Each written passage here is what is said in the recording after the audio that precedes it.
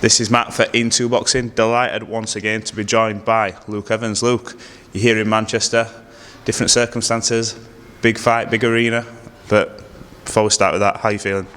Yeah, I feel fantastic, mate. I mean, I'm just relishing the opportunity now, and I'm ready to go and put on a clinical boxing performance at the arena. Yeah, I think Eddie said yesterday, how well you've done, you've sold your tickets, etc. For you, this must be a goal to say, winner stays on a day. I get the job done, look good doing it, bring me back, get me a part of these shows, because this is the biggest show you've been on. Yeah, without a doubt, mate. This is a global boxing audience. It's not just a small hall show. This is a big show, and for me, it's a proud moment for me and my family.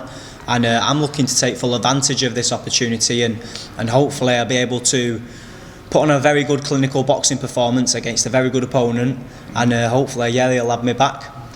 Let's talk about you and how you're feeling, though, because I remember last time we spoke in the gym, I think you had a fight fallen through, didn't you? Shortly after it, but you were already in camp. You've just kept going and going and going. So coming into this, you're already in shape. So how are you feeling physically coming into this? Feel really good, mate. Honestly, I feel really strong and quite surprised, really, because my last fight I weighed about 10 stone 6 and a couple of ounces, and this time round I feel I'm a lot lighter, but I don't feel as angry. So I know I've done the weight right, and like you said there, you touched on, I've had a back-to-back camp, and with that fight falling through, I've just, there was 1 or 2 days where I felt a bit sorry for myself, and I was a bit down and a bit gutted, but I just picked myself back up because I knew in boxing there's always an opportunity around the corner, and I got the call. So yeah, I'm absolutely buzzing with this opportunity. How difficult is that mentally, coming away from obviously the physical aspect of it? So obviously when you're preparing, you put in weeks and weeks and weeks of graft, hard work, effort, sacrifice with what you're eating, time away from family and bloody everything. How difficult is that pill to swallow when you find out it's fallen through? Or for you, was it a case of, look, I can't let this get me down, I've got to look at the bigger picture? How did you react to it initially? It's devastating, I mean, because obviously like you plan trips away with the family, all these things that you want to do after the fight, and then you no longer fight. It's like you've got to go back into camp straight away. So I was a little bit down about that, but I love my job. This is my full-time job, and I'm very fortunate. And I'm just ready now. I'm really ready to put on a big performance and put all that negative stuff behind me, and let the boxing world know who I am. I'm going to say this is really like your coming out party for people who've maybe heard of you, not seen you as much. There's no excuse not to see you. Like, you're on a big platform, Matchroom, DAZN. How different does it feel from comparison to other fight weeks? Do you feel a little nervous, a little pressure? I mean, you look cool and calm this morning. We've got a weigh-in in a couple of hours, but is there a different kind of feeling going through your mind this time round? Yeah, I mean, I'm a little bit nervous, that's to be expected. It's my first big show. It's good as well, that. I think nervous energy can be good. Yeah, it is, mate, but like I said, I'm a cool character anyway. I'm very relaxed in any situation, and I mean, the boxing's the easy part. What I've had to endure outside of boxing has been a lot tougher than what I've ever endured inside boxing. So, and I think that will remain the case as well throughout my whole career.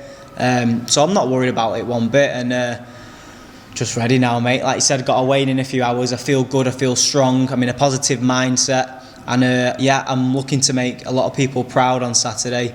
And I've got a little girl at home as well, a little 2-year-old, so I want to make her proud and make sure she knows her dad's done his absolute best to perform. Yeah, we're going to come on to family. I know last time we spoke, you mentioned your little girl, your face lights up.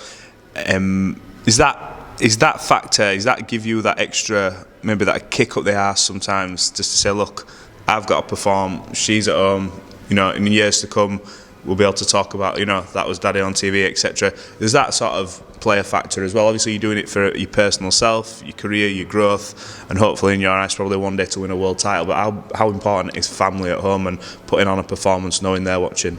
Yeah, mate, I mean, that's a pressure in itself.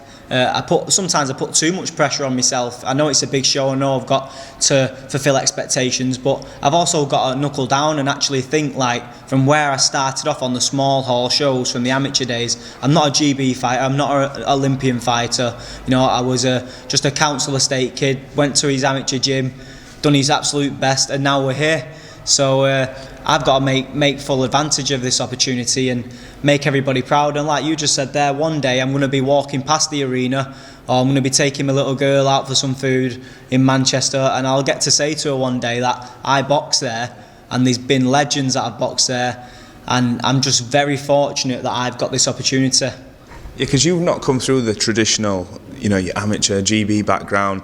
You've had it tough. You've had it tough outside the ring. And I know we've sort of touched on it before, but do you think, like, the tough experiences you've been through have sort of moulded you into where you're at today, in how you deal with life, how you deal with these situations, and why you say, you know, boxing's the easy part? You know, because for many people they'd be like, that's difficult, but you're like, no, I've been through so much.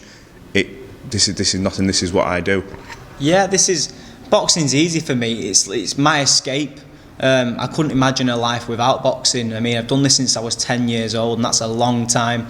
I couldn't imagine doing anything else other than boxing, and it's inspirational, the sort of stuff I've been through. But like I said, I tend not to really think about the negative stuff that's happened in the past, but I kind of want to put it into a positive light and just tell everybody that, yeah, you might have your setbacks and your dark times, but just don't give up, because you'll eventually get there. And now I'm here. I'm fighting at the Manchester Arena in my hometown.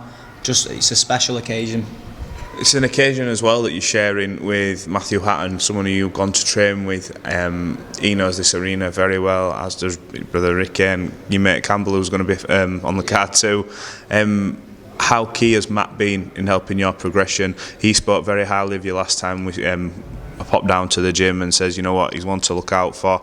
He'll be on the big card soon, etc. How key has Matt been throughout your sort of progression? Honestly, Matt's been phenomenal. I probably wouldn't be in this position if it wasn't for Matthew.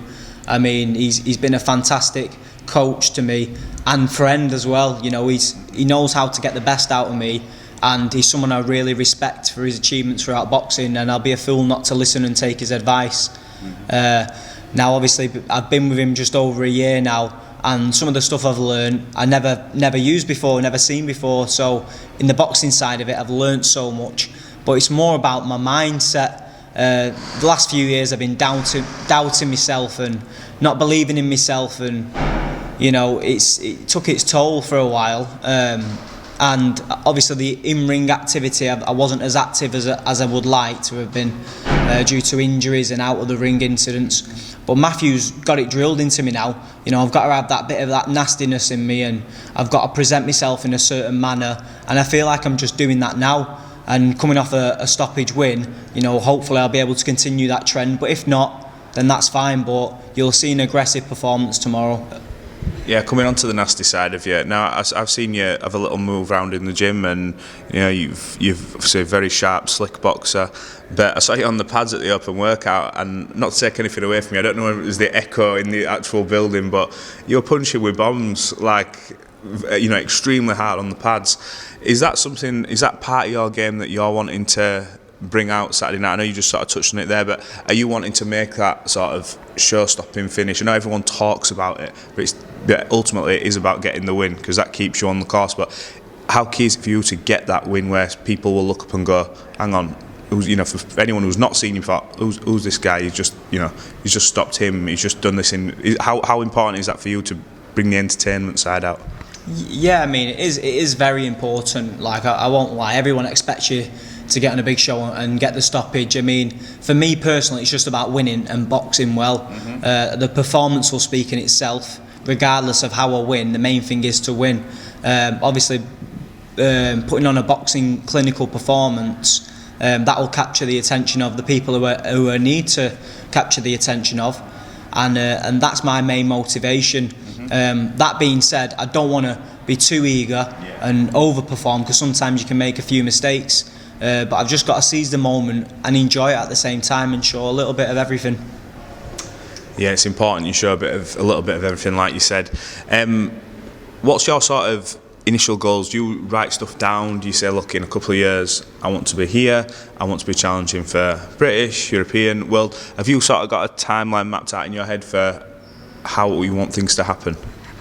Yeah, I mean, I visualise things. I mean, I'm not a young 21-year-old prospect coming through the ranks. I mean, I've had a few years out, so yeah, I need to catch up on the experience side.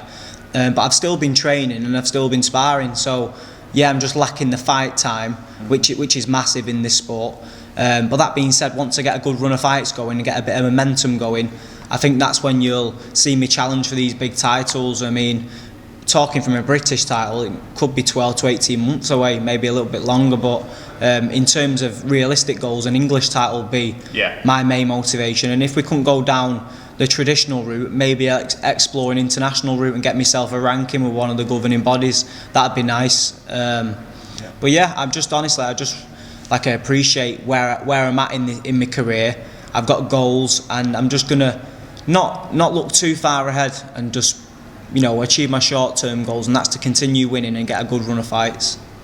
Absolutely, and look, all the best for Saturday night. It's a terrific card, and look, we wish you all the best. Luke Evans, thank you for talking to Into Boxing. Appreciate your time as always. Fingers crossed we can catch up after the fight. Yeah, thank you very much to yourself, and thank you to all my supporters. It really means the world to me. Thank you.